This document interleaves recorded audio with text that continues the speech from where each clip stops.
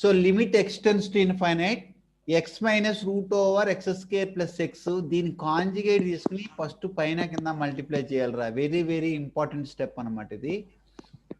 Conjugate అంటే ఎప్పుడు చెప్తా ఉంటాను, ఇక్కడ మైనస్ ఉంటే మనం ఏం చేయాలి, X plus root over x square plus x divided by x plus root over x square plus X ఇలా రాసుకోవాలి నాన్న.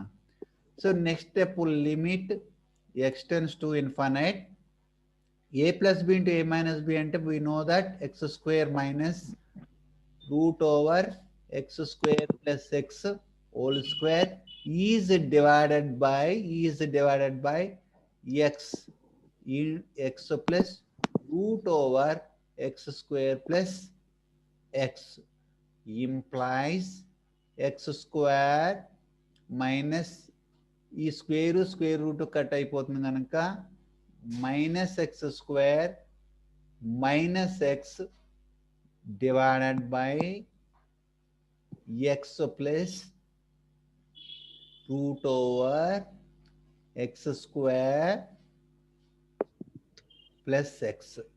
ఈ plus x square minus x square get cancel.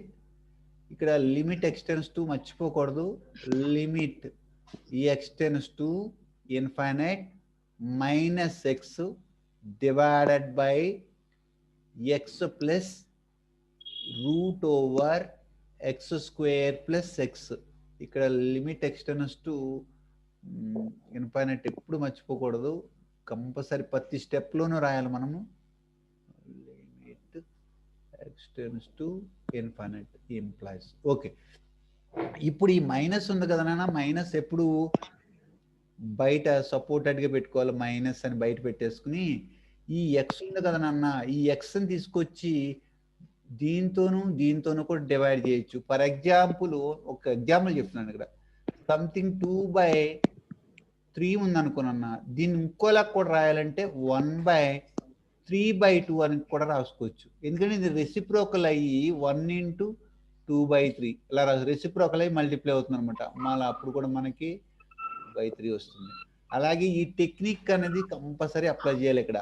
So limit x tends to infinite రాసుకుని 1/, రాసుకుని ఈ ఎక్స్ని దీంతోనూ కూడా divide చేయాలి. అంటే x/x plus root over x square plus x divided by X ఇలా రాసుకోవాలి.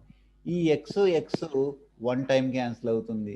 రాసుకున్న తర్వాత మళ్ళీ ఇంప్లాయిస్ పెట్టుకుని జాగ్రత్తగా మైనస్ పెట్టుకుని limit x tends to infinite మళ్ళీ రాసుకుని 1/, రాసుకుని 1 ప్లస్ రాసుకుని ఈ ఎక్స్ని లోనికి పంపిస్తే ఎక్స్ స్క్వేర్ అవుతుంది అన్న. ఫర్ ఎగ్జాంపుల్ ఇక్కడ నేను సింప్లిఫై చేసి అక్కడ వేస్తా, root over x square plus x divided by x అని మనము root over x square plus x రాసుకుని divided by root over x square అని కూడా రాసుకోవచ్చు. ఇది క్యాన్సిల్ అయిపోతుంది, ఈ ఎక్సే. కానీ ఇలా రాయడం వల్ల మనకి యూజ్ ఏంటో ఇక్కడ మీకు కనపడుద్ది. సో ఈ ఎక్స్ స్క్వేర్ లోనికి వెళ్ళిపోయి X square plus X by X అవుతుంది, ఎక్స్ స్క్వేర్ ఇలా అవుతుంది. ఈ రెండు రూట్లకి ఒక రూట్ పెట్టుకుని లోనికి వెళ్తుంది. మళ్ళీ బయటకు వస్తే ఈ ఎక్స్ స్క్వేర్ బయటకు వస్తే మళ్ళీ ఎక్సే, దేని చేంజ్ లేదు. అదే ఇది నేను ఇక్కడ ఇంకా మాడిఫై చేస్తే route over x square by X square plus X square by sorry X by